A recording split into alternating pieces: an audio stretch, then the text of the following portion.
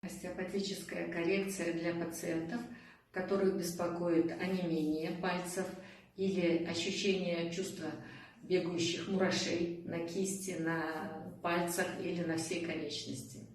Обычно это встречается у людей, которые занимаются однообразными повторяющимися движениями. То есть это кто сидит за мышкой у компьютера там, или работает ножом, кисточкой или ножницами. И чаще всего эта проблема бывает при повреждении, а точнее напряжении длинных ветвей плечевого сплетения. Этим пациентам мы рекомендуем следующие упражнения. Первое упражнение. Надо встать, у стены на уровне вытянутой руки. И тело должно быть в одной плоскости вместе с рукой. И должно быть 90 градусов между телом и самой вытянутой руки.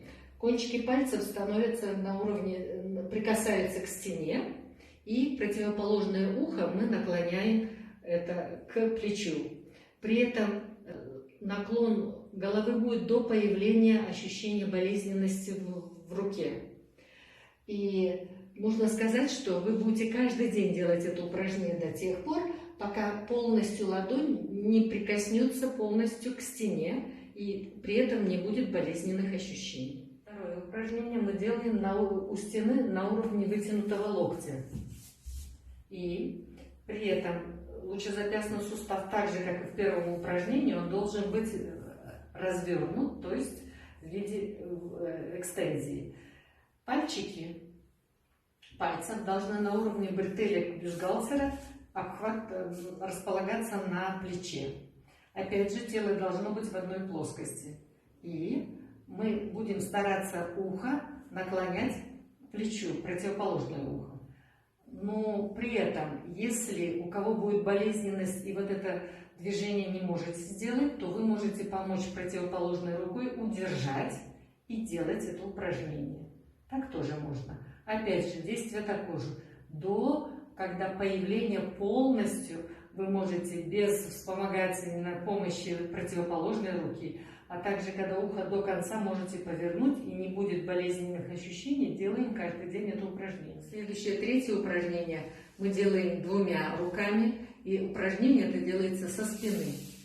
Значит, нужно подушечки всех пальцев соединить и потом их развернуть. И по мере того, как вы можете безболезненно их соединять вместе, сближать, вы будете каждый день, когда будете делать упражнения, потихоньку их вместе сближать до тех пор, пока они поднимутся вместе, и сколько вы сможете это сделать. Так, нужно сказать, что эти все три упражнения, они еще можно их выполнять, когда есть дисфункция вообще в плечевом поясе. Это может быть синдром плечелопаточном синдроме при нарушении функции плечевого сустава. То есть эти упражнения могут улучшить работу этой зоны. То есть, но всегда эти упражнения делаются после остеопатического лечения.